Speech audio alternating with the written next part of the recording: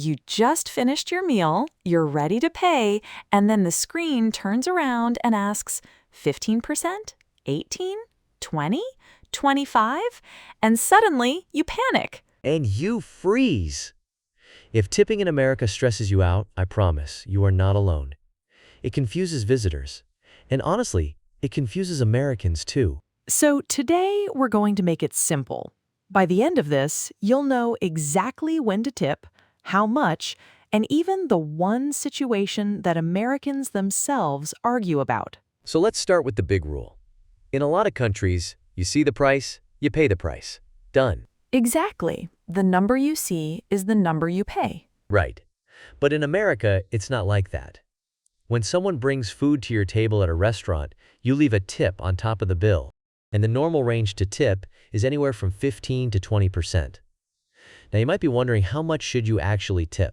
How much you tip depends on what you thought of the service. So if your food costs $40 and the service was good, you might want to leave about $8 extra. That's 20%. Right, and on your bill you might see the word gratuity. It means the same thing as tip. You'll see it on menus, on receipts, sometimes even printed right on your bill. So tip and gratuity, same word, just more formal? Exactly. And here's why we tip in the first place, because I know this feels strange to a lot of learners.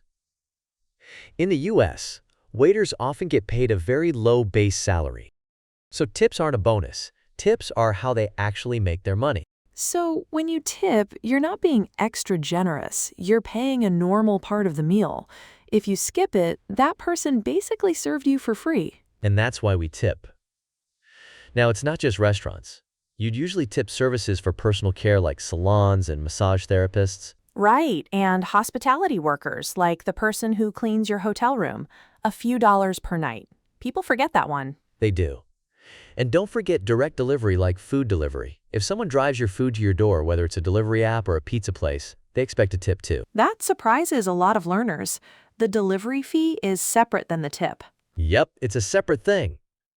Okay, one more important detail.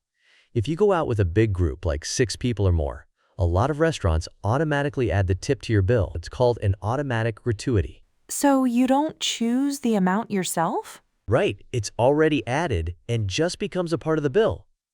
So always check your bill first, before you tip again, or you might end up tipping twice by accident.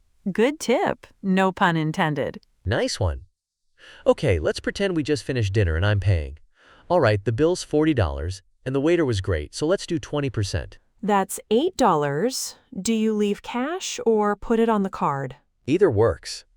Some people like leaving cash right on the table, especially for the waiter to find quickly. But most people just add it on the card. When you're ready to pay, the machine asks how much you want to tip, and you type it in. Good to know. Both ways are totally normal. Another thing to note is some places that provide a service, like, let's say, a nail salon or a massage clinic, may ask you when you're checking out, would you like to leave a tip? Instead of a dollar amount, you might say, let's do 20%. It just means let's leave that amount. Super helpful when you don't want to calculate it yourself.